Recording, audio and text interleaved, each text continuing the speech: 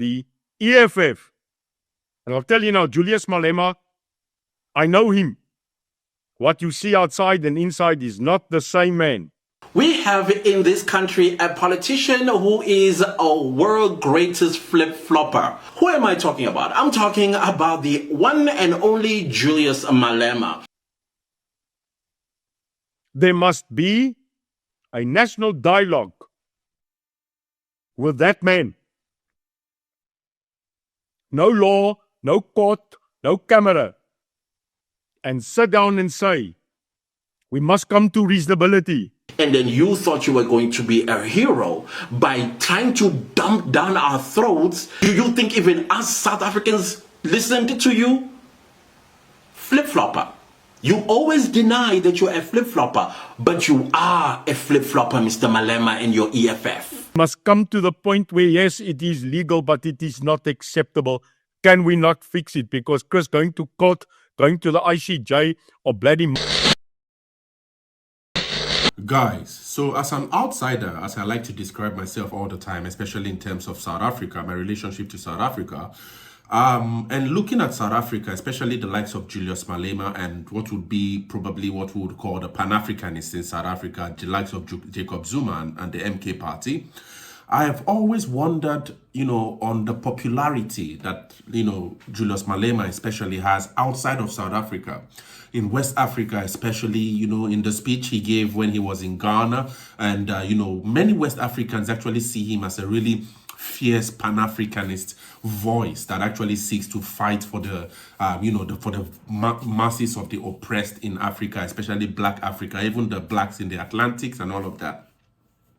And so this has actually been a way I've always seen Malema, before I started this channel, to really slowly start understanding South Africa in itself, and also to really understand the positionality of the EFF in South Africa. And so I would expect probably that, when I study South Africa, I would actually be able to find the Black South Africans resonating to the argument of the economic freedom fighters, that, there's a large inequality in the land, and, that they would resonate easily with the fight that the EFF is actually fighting for all of Africa. Because if the EFF is actually pushing for one Africa, one borderless Africa and all of that, and really making these really fierce statements across the world, outside of South Africa, but also in South Africa, because right now the whole thing with the Kill the Boer chant, which has been very offensive to the likes of Neo de Beers, you will listen to in this video, and many other South Africans who might not necessarily be white, who might not necessarily be black, but feel offended by, because of the fact that South Africa is trying to build a much more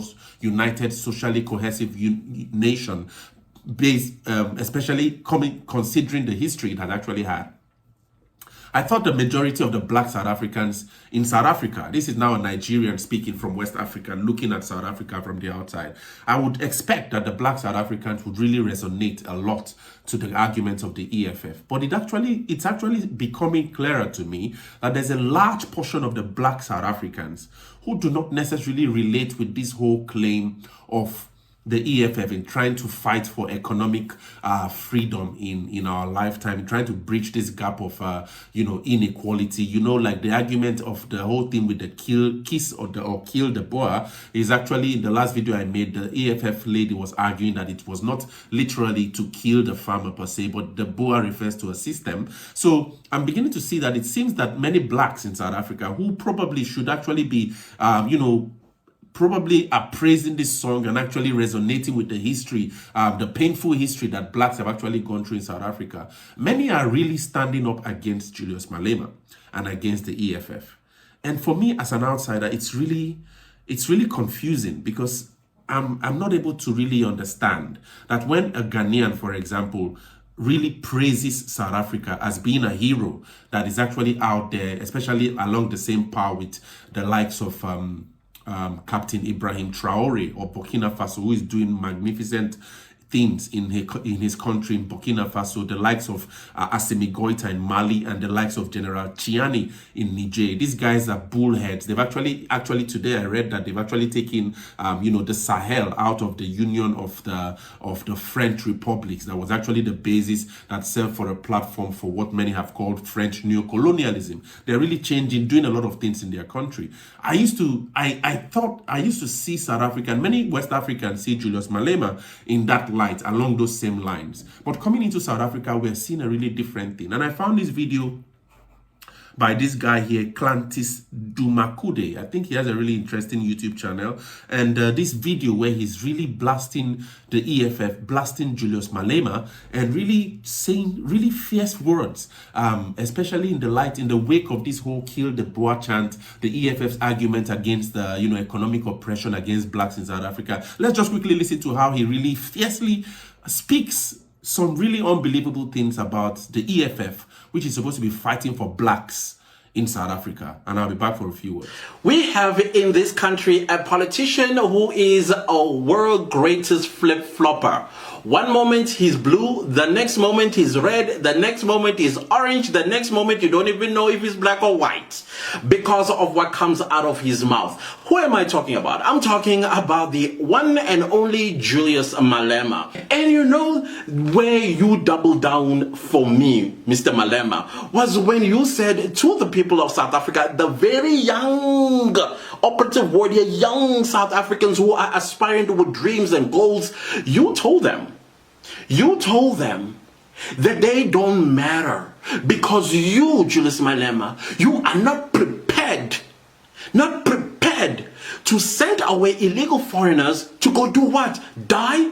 You said you would rather not become the president of the Republic of South Africa if you are going to be expected to deport illegal foreigners back to their home countries to die, you said. You said you're not prepared. That's what you said. And you continue to say you would rather not be the president of South Africa. You are going to practice parliament with your wife and children. Remember those words? Man, I've got so many things. Look, these are my notes on everything that you said. Your Pan-Africanism, which I still ask myself, how is it possible that Pan-Africanism only involves people that are not in the northern hemisphere of Africa? Why is it? Because they don't consider themselves African, more Middle Eastern, because of the skin color of their existence?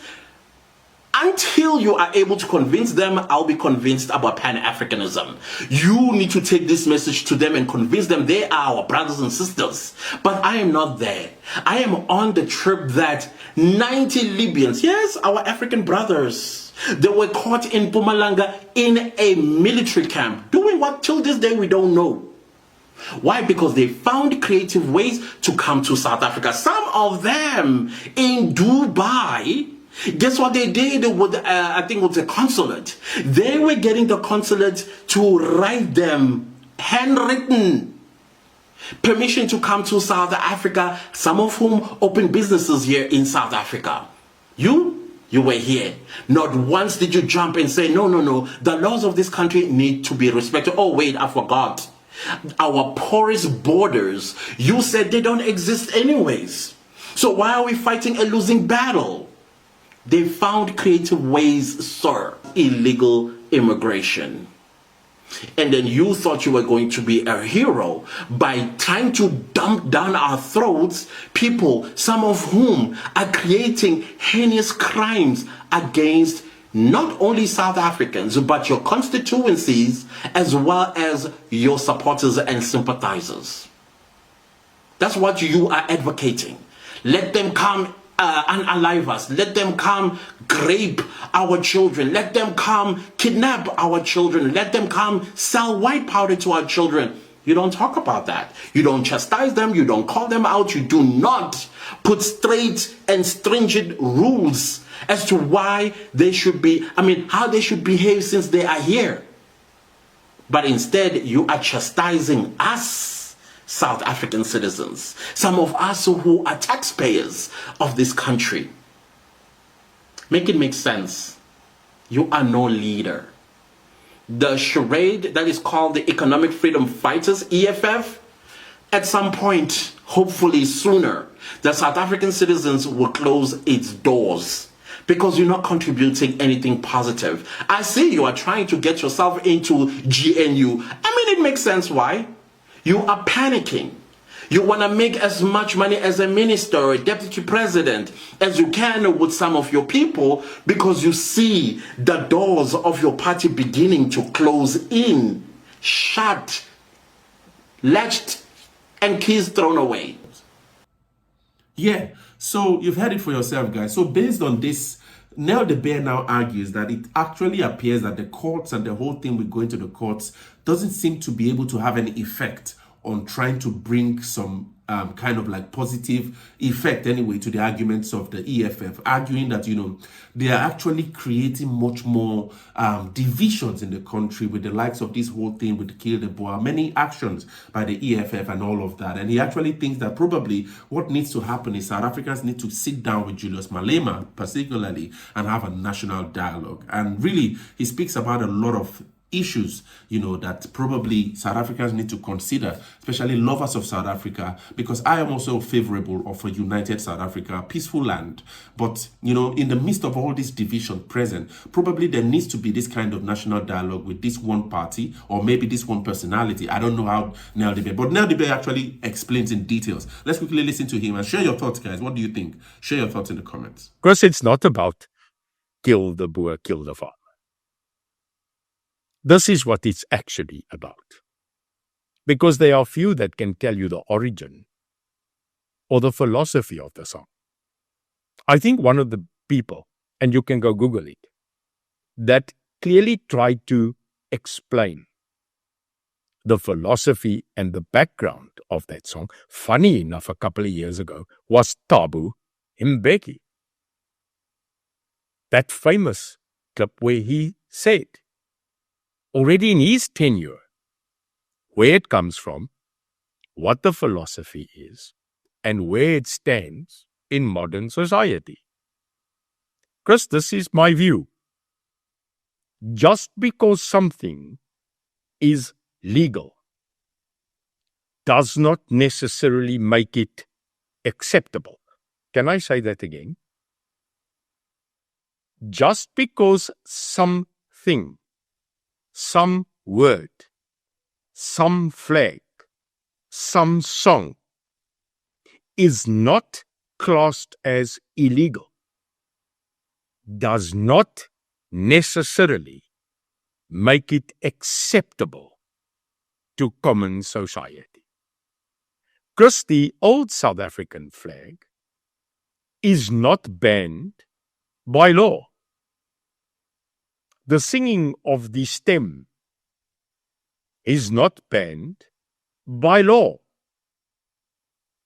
The eating of a summery delicious, scrumptious gebuigde geknoopte koeksuster met condensmelk koffie is not banned by law, but it is acceptable by the majority, yes, of white South African citizens. It must be said that you don't take out that old flag and show it in public. You'll remember the famous matter of Loftus Versfeld. I will never forget it, where a young man walked into a Currie Cup final, in other words, a packed stadium of the Blue Bulls, and pulled out that flag, and other people of same race demanded that he take that flag away. Because it is socially unacceptable. The majority of us that have a bloody IQ and do not let our EQ override our IQ will never allow something that is not acceptable or palatable to society continually be thrown in the faces of those that it will incite. Maar jy moet IQ hê, man.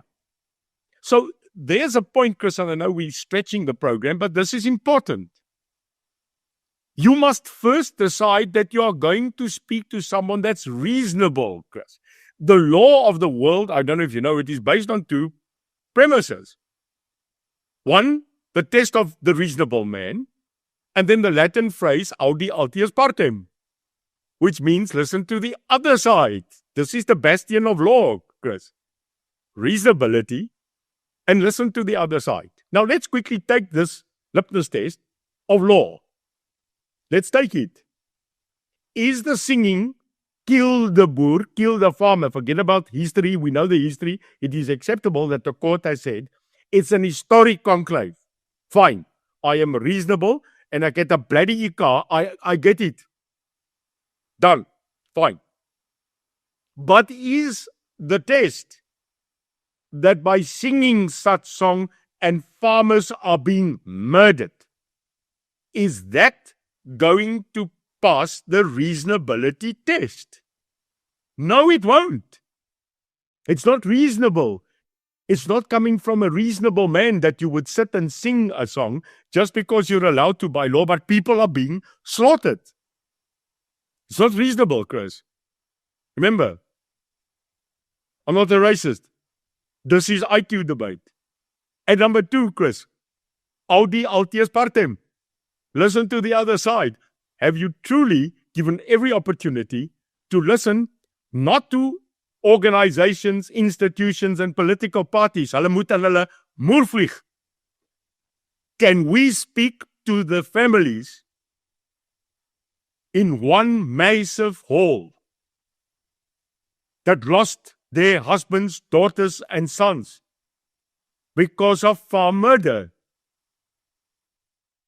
Only then, Chris, and I think you would need bigger than a town hall. Only then, when you have practiced audi altius partem and you have put those families in a mass meeting, can I then tell you you have passed audi altius partem? In other words, you have listened to the other side. Chris, the EFF, and I'll tell you now, Julius Malema, I know him. What you see outside and inside is not the same man. There must be a national dialogue with that man.